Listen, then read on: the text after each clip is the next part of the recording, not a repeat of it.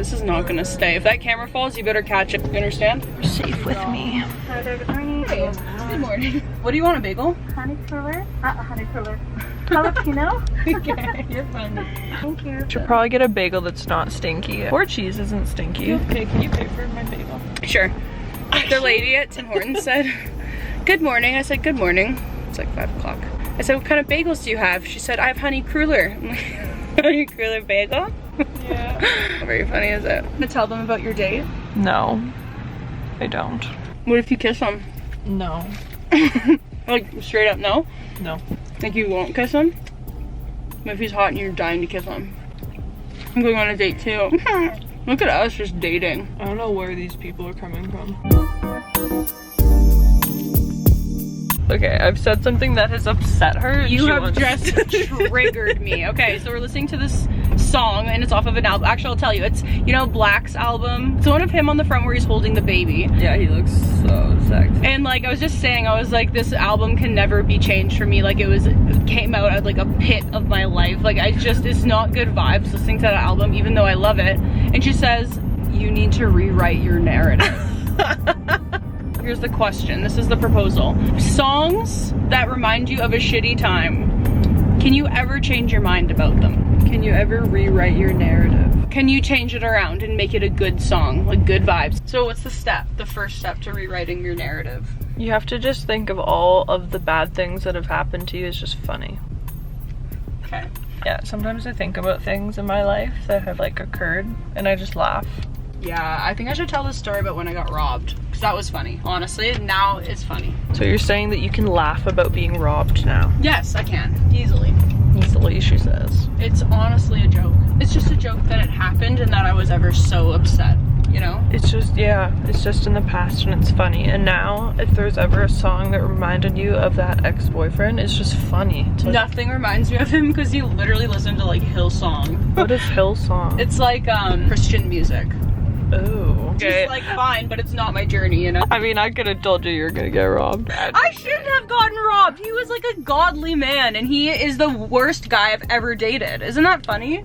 Got some tea. He had like his morals straight and he loved to school me and give me a lecture on all my sinning. But then at the end of the day, I never did anything awful to him. No. I just like to party. I like to have a drinking. cocktail, but you like to steal. Yeah. Who is the sinner here? Yeah, who's the problematic person now? Who needs to fix their attitude towards life? You, not me. Mister.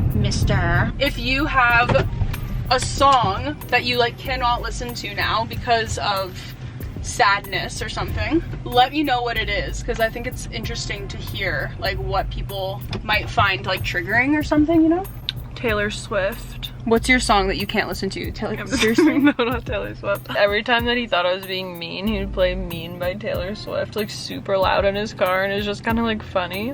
Like, I could I can't say. You know who you are if you're watching and you're that guy. You're a jerk, okay? But kind of clever. I was never actually being mean. Watch him DM me and be like, shut the fuck up, shut the back. I guess I could do a quick story time. Should I just do a story time? I mean, I might as well not let the crowd hanging about the time I was robbed. This really exposes. But you know what? No one would know who this is. So it's fine. The beginning of the story is this. My boyfriend at the time and I were both from Ontario, whatever, and we were living in Alberta, and his sister was getting married in like August or something. I don't even remember what month it was. It was sometime in the summer. And I went back all the time to go visit my family, whatever. And we were dating and it was going really well. 3 months, granted. So this is the part where I went wrong, is that I should have known that you don't go on big trips with people that you just started dating, because it's a big deal to introduce people to your family, and I just was young and stupid. So I was like 20 at the time and he was 23 or something. Oh, he had this wedding coming up and I wanted to go to Ontario to see my fam, and we planned this trip, but we were going to drive. We're gonna drive there instead of fly, just because we wanted the car when we were in Ontario so we could get around. We didn't want to have to rent a car or like borrow a car when we were there. So it comes up, it's like a few weeks away, the trip, and then he says that he got laid off from work.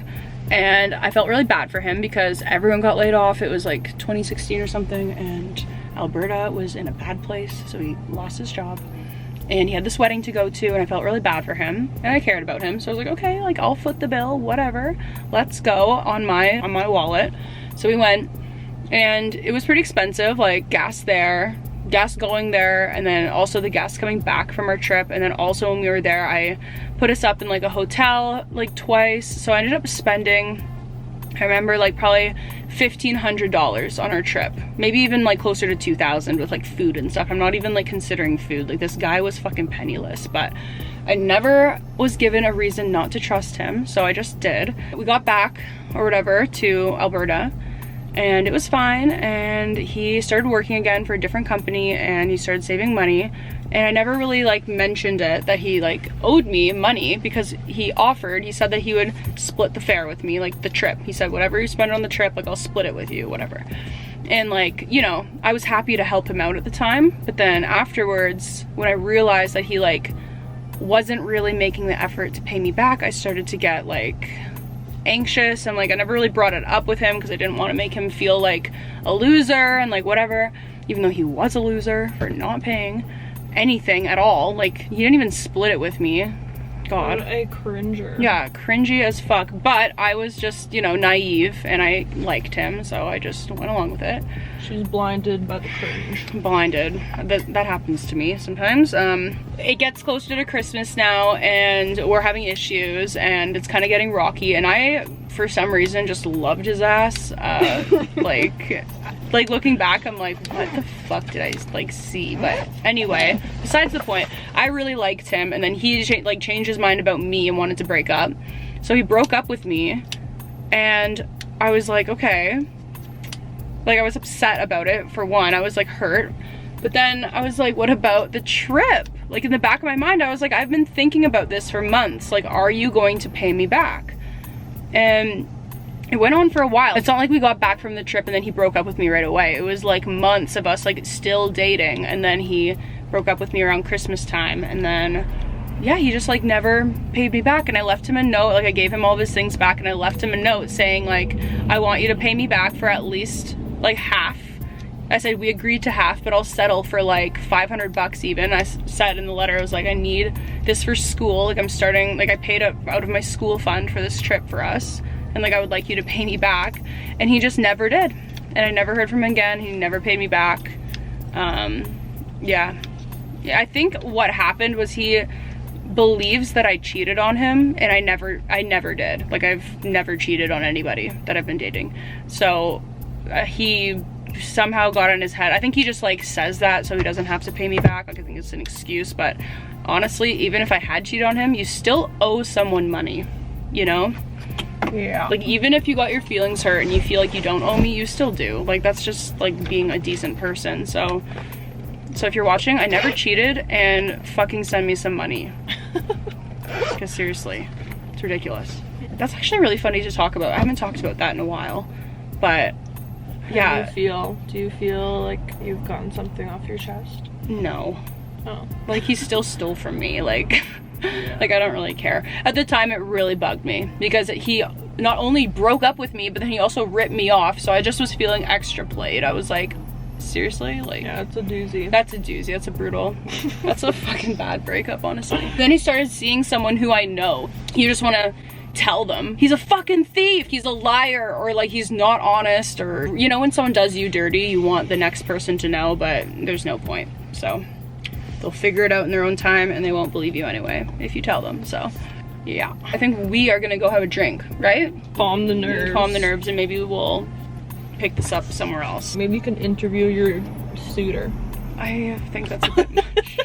I feel like I've been oversharing a lot on this channel recently, and I think that might be a step too far. Okay, let's go. Okay, bye.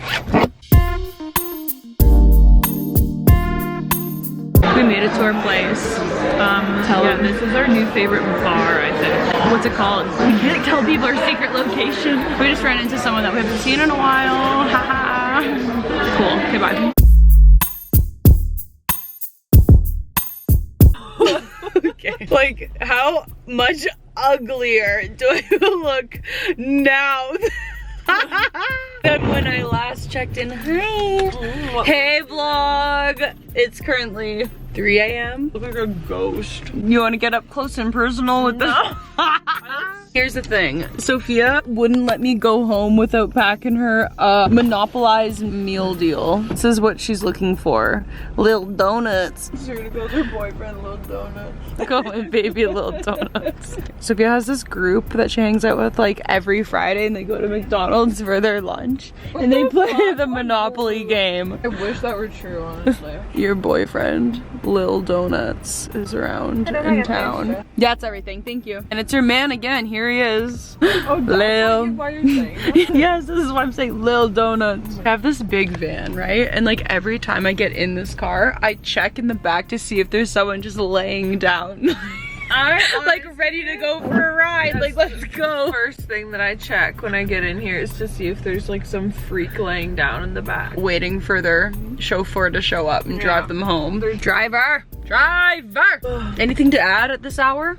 I look too ugly to be on camera. Like, look at me. Like, I look like an ugly ghost. She's not enjoying my company. This is for the boys, okay? Would you rather call your baby girl Katie Bob or Trixie Star? Like, you love her. You're walking down the aisle with this woman. Is her name Trixie Star or Katie-Bob? And you can't call her just Katie, it's Katie Bob. Let me know. I look like a cow like licked my face. Like a big cow.